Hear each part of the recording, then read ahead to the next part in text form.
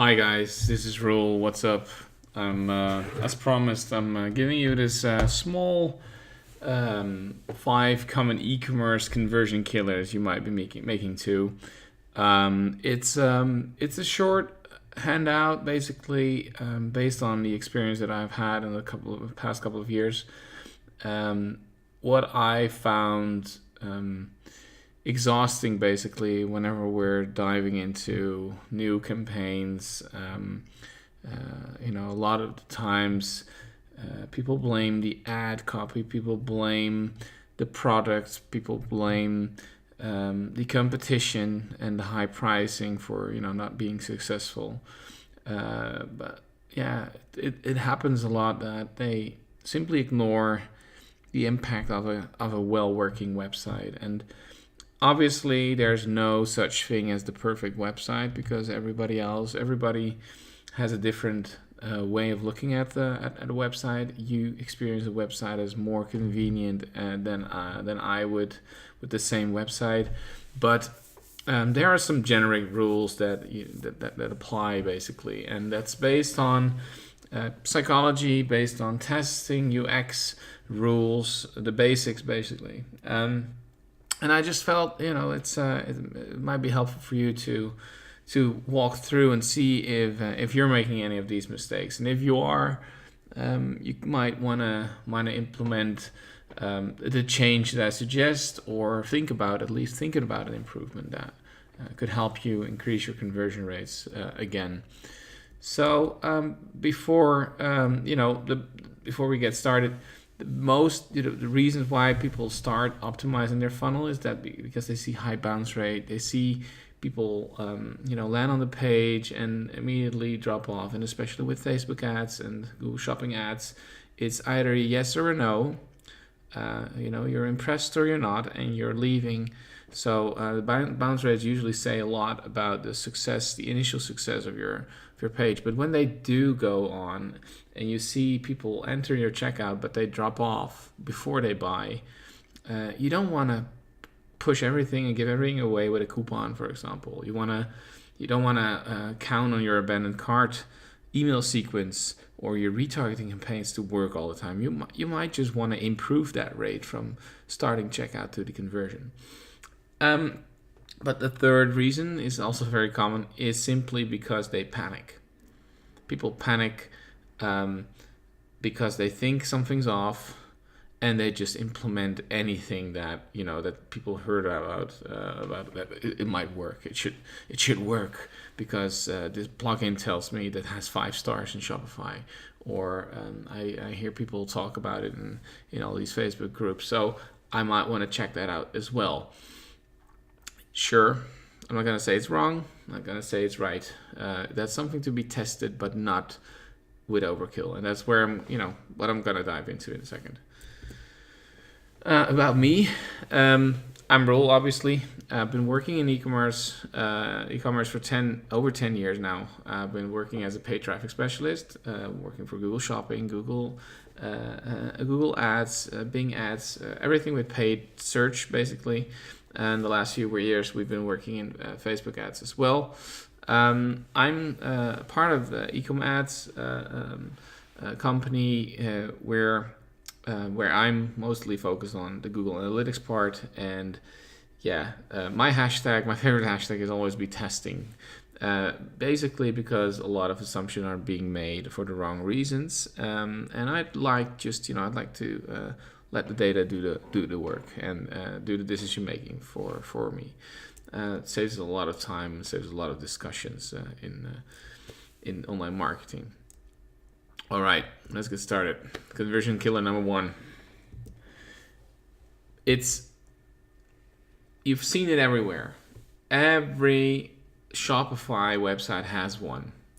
The email newsletter sign up. In return, you get a 10% discount or 5%. That doesn't really matter.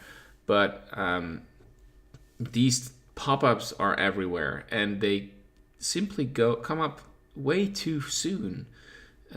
I'm getting them every single time within the 10-second time frame, and that's just totally unnecessary, because if they actually stick around after 3 seconds, it means that they are interested in your product, into reading more. Then you shouldn't right away offer or give away the best thing you have. You should at least wait until they've clicked through and they then maybe dropping off. So really, if you have a pop-up set up, don't overdo it. Don't push it. Don't do it in the first 10 seconds, really. Instead, you could fire a pop-up when somebody moves their mouse up to the address bar, but only if if they're on the side for at least a couple of seconds, not right away. If you really want to do it, you might want to do set a timer for that those who haven't reached your checkout yet. So if they click through to your to see other products, then you might want to set a timer like after 2 page visits, and if they actually leave the site or they want to leave the site while they're at the checkout, then consider a coupon code instead of right away. Maybe they are interested in something, in a coupon, but not just because. If they are showing intent in buying the product, then you might want to help them over the edge. That's my first conversion killer. The second one is choice overload. It's like a kid in the candy store not knowing what to choose. If you run into websites and you see a landing page with over 9 products of the same category, it is, unless you're selling dresses and your target group is women, it is totally unnecessary.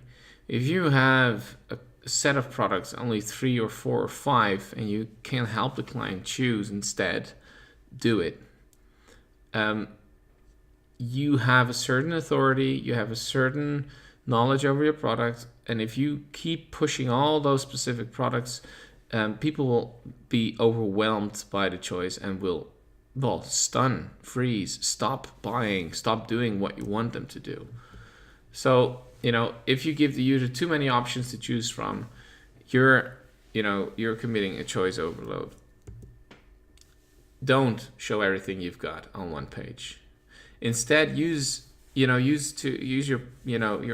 expertise to narrow down the number of products that you have on a product listing page, and maybe even add some a nice overview of if you have 4 products, 4 qualities of products. For example, you have the premium quality, of the the basic quality, the budget quality.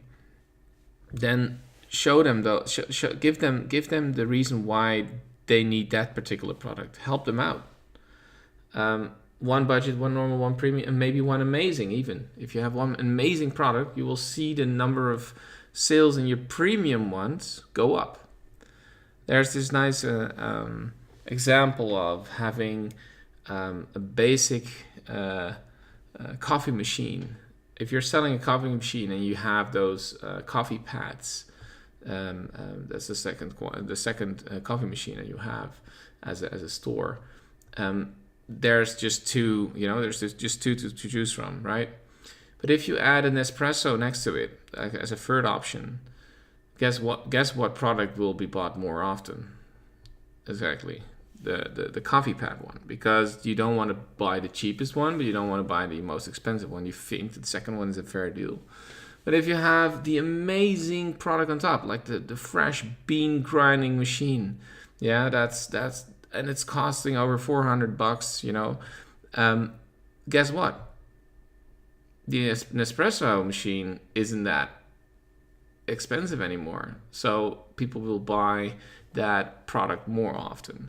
So psychology wise, it might be interesting to test to see if you have like 3 or 4 different products and have 4 different price ranges too, so you can really push your average order value there. All right, next conversion killer number 3. It is an obvious one, I know, Everybody knows it. But why is still everybody ignoring the aspect of loading times? If you had run a Shopify website, there's still something to improve, really. There's a nice blog, and I'm putting it here for you in a second. But 1 second delay means a loss of 7% conversion rate. Yeah, think about it. If you run over 1,000 sales a month, then this is a huge thing. Yeah, but Shopify is so limited, and they have their prefabbed themes, and no, obviously, but still there's a backend optimizations to be done, and they actually have a nice blog about it. Improve your Shopify speed. You can click on the link in a second, or you can follow the bit.ly. And additionally, WooCommerce obviously runs on your own hosting, so it is worth investing in a very stable platform if you experience slow loading times. Continuously search for it. All right. Apart from that, if you're doing mobile, and if you're doing e-commerce, you should do mobile traffic. You should build mobile ads. Then in regards to Google Ads, use your AMP pages. Make them lightning fast. Google will love you, and Google will reward you with lower click prices, with better quality clicks for your money. So they that's definitely an important one. Consider implementing that. There's a plugin in WooCommerce. I'm not sure if there's one for Shopify. You should really check it out. That's about slow loading times. Conversion killer number 4. Hidden surprises. Yeah. Any friction on the way towards conversion can be one too many. It's if you expect a product to be shown on the landing page after you click an ad, then why are there more than one product on your landing page, for example? It doesn't make any sense. I clicked on those pair of shoes. I didn't want to see 4 of them, 4 different ones. Please keep your funnel as predictable as possible for people, because otherwise the frictions will add up eventually, and they will leave your site. They have a reason to be distracted and procrastinate their order. Don't also share your shipping costs only when they start to checkout. A lot of them say your shipping costs will be calculated afterwards. Like after, obviously when you're doing global shipping, then I understand your shipping costs are very variable. So there will be a moment where you need to show them your shipping costs, but don't do it afterwards, because people will be scared. They say, "Huh? I didn't sign up for $12-13 extra. I think that's too expensive. I'm gonna check, or at least I'm gonna check elsewhere." And then they're gonna find out that this product is on AliExpress, or there's there's an alternative to your product, and maybe cheaper, or maybe faster.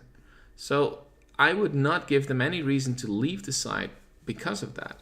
If you communicate your expectations up front, this is what we're gonna do, this is how we ship, this is when we ship, this is how much we charge for it. And I would definitely think about like a fixed price, a fixed shipping cost. So you can say USA free shipping, global $10 on top. Just everywhere. Just be very specific up front. And if you can actually test that in ad copy too. Obviously with Google Shopping, you have the opportunity to communicate the shipping costs up front. In the ad, so people know when they click on it, they know that they can expect that. And in Facebook ad copy, you can say, well, free shipping in USA. Obviously, that's the most important one, or like fixed shipping prices. Makes people at least be less anxious about what they can expect. So the backlash is a lot a lot less. All right, hidden surprises. Up to the next and the last one. That's really about telling the client what to do. Why are they here, and what do you expect them to do? A little bit, related to number 4, but it's really about helping your client to get through that funnel of yours. Guide them, basically. If you just, put a checkout on it, fine, and it works, fine. But if you experience a drop off, then this is something you might want to check out, because it's often overlooked, and a lot of people think, if I'm just giving a lot of textual information, then there's then people know what they're looking for, when people know what we do, or people think, if I just show them all the products that I have, or give them a lot of text, or like a nice slider up front. People don't think, and they don't want to think either. There's actually a nice book about in UX world about don't make me think. It's from Steve Krug. You might want to check that out. But that's all about not making it too hard to get to that next point. If you land on the homepage, your first goal is to click through to the products, right? Not to your shipping information, not to any blogs or anything like that. Yeah. The second, or if the people land on your product listing page, the next step, your first conversion, is the product detail page, is the click on a product. So make it clear that people can click on the product. Yeah. Add an order button, add look button, anything, but at least enter a clear call to action in those pages. If your goal is an add to cart, or if you land people on a product detail page, then your add to cart is the next first action, right? So add to cart. It is not necessarily, it's not missing probably, but is it visible? Is it above the fold? Does it have a contrasting color, so people, oh yeah, if I'm focused in the middle of the screen, if I'm looking at a product, then at least the add to cart or the actual, the conversion button should be contrasting and should be clearly distinct from the text or product details, product image that I'm looking at. So it does catch my attention. When you get them through the funnel, you might want to add extra microcopy. So as obviously you can test scarcity copy. Only X items left. That's fine, but that's not really original. But you can always also tell, just simply set a timer. 2 hours until to get your product shipped tomorrow. If they enter your checkout, then it's also very very good if you tell them how many steps do they still need to go through. So now we need your, we want to have your email address, so we can send you an email with your order information. Explain why you ask things. What do we need to put on the package? To who should we send it to? Extra questions that are very gentle in telling the people that they should do something, and not pushing. Manage your expectations. That's really important. Manage your expectations, and still tell them what be very clear on what you expect them to do. So a couple of takeaways on top. Don't do anything just because. Don't go with all those. Don't jump on the hype train, basically. Really, if you add something new, if you add some conversion optimization plugin that you've heard of or read about, don't test everything all at once, because you will not know if it works by itself. because every single plugin will count their successes for them.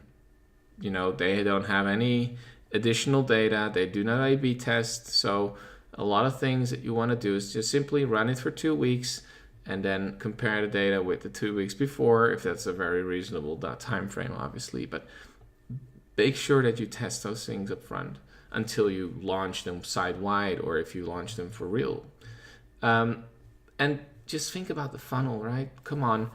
From the ad until the end goal of your campaign, it's your responsibility that people are landing softly, that they know, oh yeah, this is what your ad promised me. So it should be related to the ad. And my next thing, the next thing I need to do should be very clear and right in my attention span. Within 10 minutes, I should be able to basically run off with your product and be very happy that I've bought your product. Help them and don't push them. Don't scare them away with pop-ups. Don't push them over the edge with all these sale, and lowest price. It doesn't work if it's too much. Gently nudge them. Tell them that they have a special product in hands, or that they're about to buy something that they need. And be clear. All right, less is more. I hope this is useful to you guys. I'm not, there's probably a lot more, and I think there's a couple of things that you already had in mind. But again, I see these things happen over and over again. If you want to talk more about this topic, hook me up. Book a session with me. We can talk about your issues with your paid traffic, with your UX or your analytics issues. If you have any, just go to bit.ly session with Rule and book a time slot to your convenience time zone. I hope you liked it. Tell me more. If you have any additional tactics that you want to share, I'm there for you. So thanks for watching, guys. Have a great day.